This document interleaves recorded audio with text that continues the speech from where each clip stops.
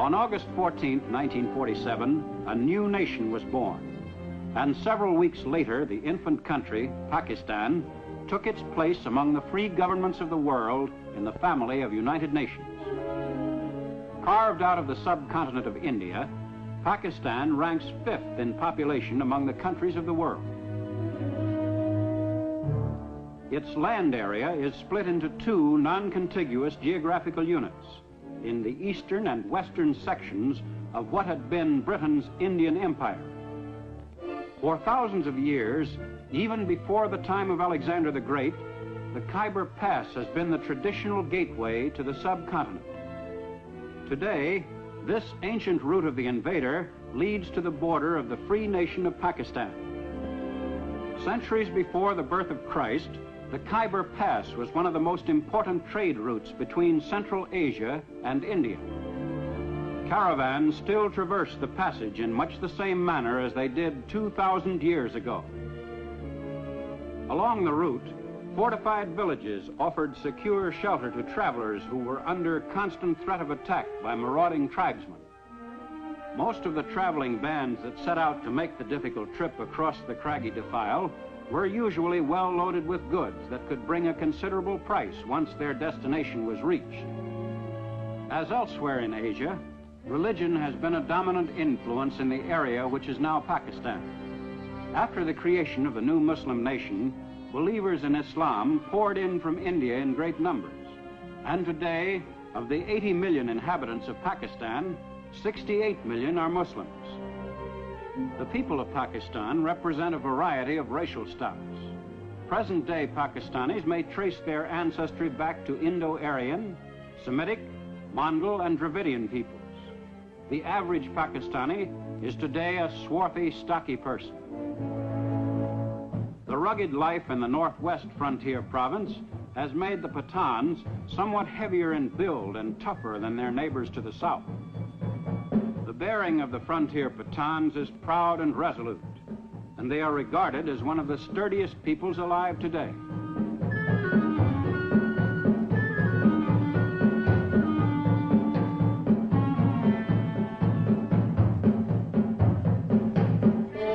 But throughout most of Pakistan, the people lead a less vigorous life.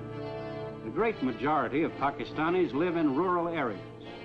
Their daily pattern of existence varies little from the life of their ancestors on the same land generations ago.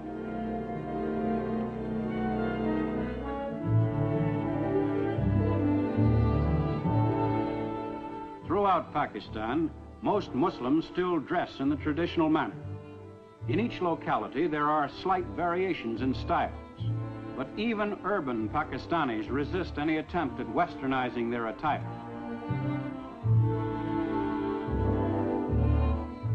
Some women still cover themselves from sight with the ancient burqa. Everywhere, the face of this young nation today gives evidence of its religious heritage, from which the country derives its strength and unity.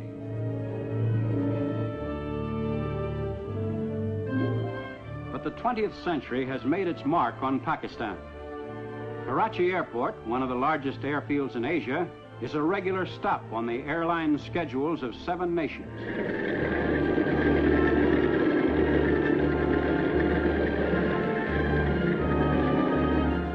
Pakistan, no longer a remote region, is now only a matter of hours from the capitals of Europe.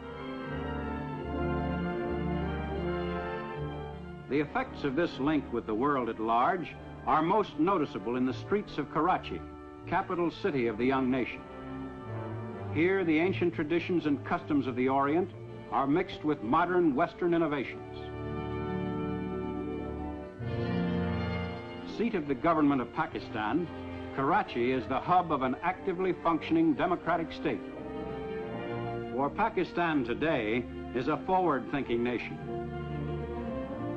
In the new age of enlightenment, Pakistan's achievements and problems are broadcast to all parts of the land. No longer must Pakistanis be uninformed of their country's development and place in international affairs.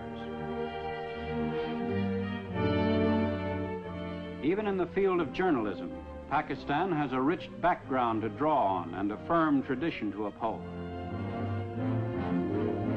In an age in which propaganda is triumphing over truth in many parts of the world, Pakistan boasts complete freedom of the press.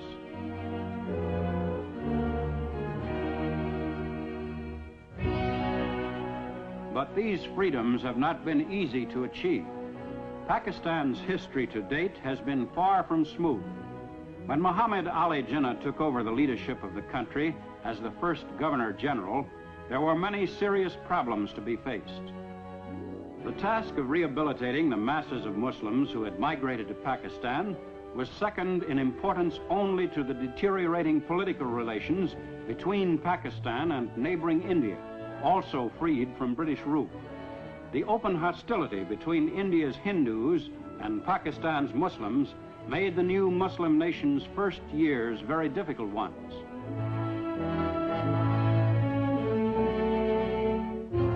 Most vital problem for Pakistan's leader was the defense of the country's borders. The infant nation had to be prepared against attack at any moment. Pakistan's very existence depended largely on adequate military strength, should the dispute with India assume uncontrollable proportions. Well-trained and equipped, the Pakistan Army remained ready to fight immediately should an aggressor threaten the freedom of the country. To support a military force considered adequate by the government, Pakistan must spend 62% of its national budget.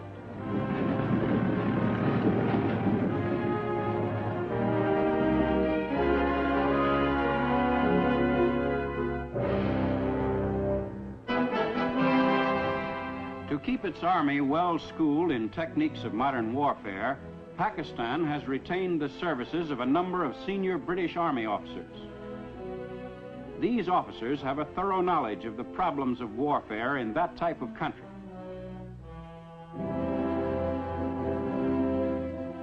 As a second line of defense, Pakistan has encouraged voluntary enlistments in its National Guard, equipped and trained under the supervision of the Pakistan Regular Army. Formation of the National Guard met with such enthusiastic public response that recruiting centers were besieged by volunteers, anxious to play an active part in their country's defense.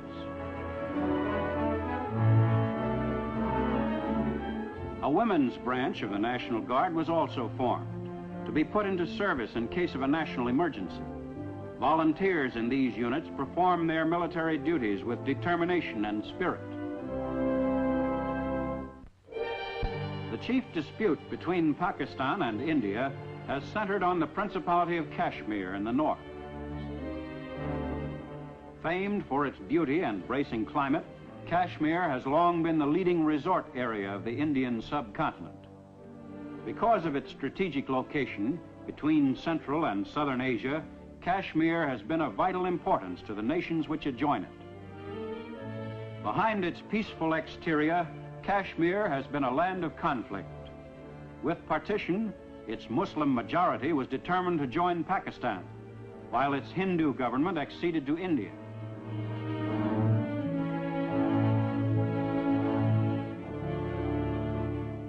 After months of military operations for control of the area, a ceasefire agreement between Pakistan and India was put into effect in January 1949 through the United Nations. In April 1950, relations between Pakistan and India were improved considerably by meetings between the prime ministers of the two nations, Liaquat Ali Khan and Jawaharlal Nehru.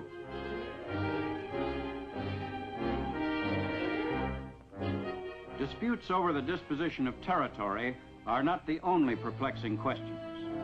West Pakistan is one of the most extensively irrigated areas in the world, but the headwaters of the rivers which feed that system are in Kashmir and in India.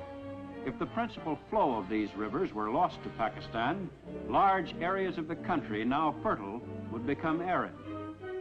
Should India divert the course of these rivers, Pakistan's irrigation system would become useless. Since Pakistan is chiefly an agricultural nation, such a move on India's part would be ruinous to the economy of the country as a whole.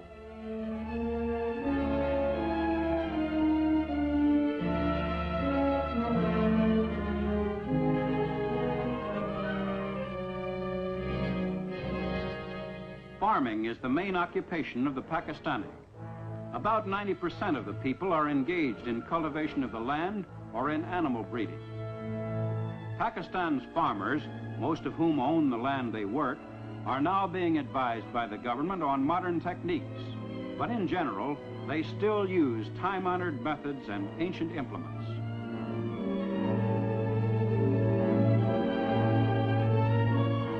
Food crops play a most important role in Pakistan's economy. Wheat is the principal food crop of West Pakistan, which raises 99% of Pakistan's total of more than 3 million tons a year. This production is more than sufficient for the needs of the entire country, and the balance of the crop, some 600,000 tons, is available for export. More than 3/4 of Pakistan's total area under cultivation is devoted to the raising of food crops. Most of Pakistan's 80 million people live in villages which range in size from a population of a few hundred to several thousand. Each villager, by nature an individualist, takes an important part in the life of the community. In most cases, the village is self-sufficient. All minor disputes come before the village council, chosen by the villagers themselves. The council selects a headman from among the group, and when a puzzling local problem must be settled, the council meets in open session. A villager may accuse a neighbor of grazing cattle on his land, and the defendant must explain his side of the case to the council.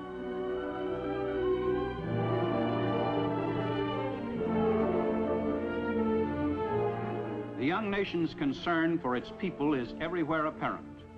In the smallest villages, schoolmasters are at work combating illiteracy, teaching the children the fundamentals of the Urdu language. For Pakistan is determined that future generations shall be educated to assume the responsibilities of citizenship.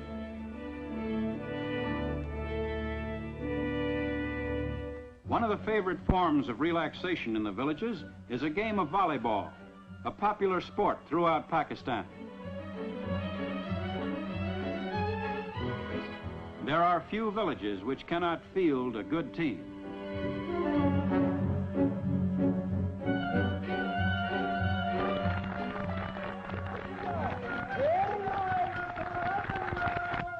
And once the chores of the day are finished, the villagers can enjoy the tunes of itinerant musicians who roam the countryside, entertaining the people who work the soil.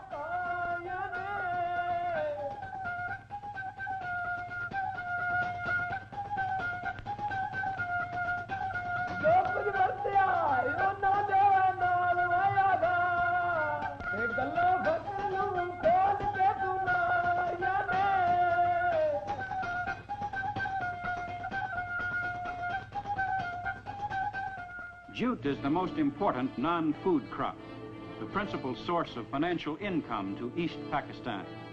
Called the golden fiber of Pakistan, jute is used for sacking and in carpets, linoleum, and upholstery. More than 3/4 of the world's supply of jute is raised in East Pakistan. Because the nation was left without a jute mill when British India was partitioned, the fiber could not be processed in Pakistan. Pending the construction of mills, Pakistan exports the raw fiber. All of East Pakistan's exports are funneled through the deep-water port of Chittagong on the Bay of Bengal. Through this port are routed also all shipments bound for West Pakistan, the only surface supply route between the two sections of the country. At Karachi, principal port of West Pakistan on the Arabian Sea, the ships of the great maritime nations discharge their cargoes of machinery.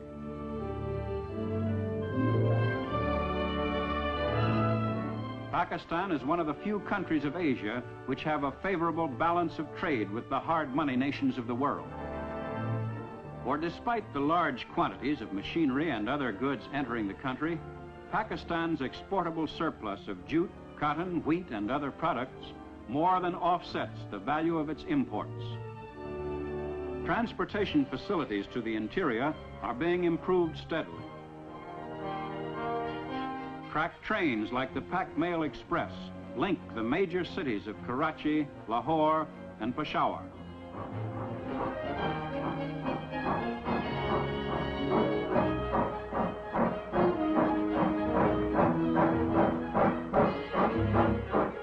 Since most of Pakistan's railways fell under the classification strategic at the time of partition, the government had to maintain them without adequate financial return.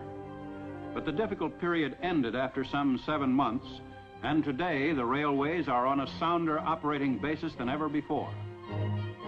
The railway repair shops are busy converting coal-burning locomotives to diesel-type engines, for Pakistan is short of coal and oil is cheaper and more readily available. Pakistan's concern with its progress and future course of action was epitomized by Prime Minister Liaquat Ali Khan. We will never allow our freedom to be taken away. We shall fight aggression wherever it may be. And Pakistan shall cooperate with all those countries who want peace in the world and progress of mankind. To protect that peace and to achieve that degree of progress, the people of Pakistan are united in their resolve to work ceaselessly. For Pakistan is building for the future, and each Pakistani has a stake in that future. The people of Pakistan today are certain that their young country will grow and prosper, and will, in the years ahead, continue to win the respect of the other free nations of the world. Time marches on.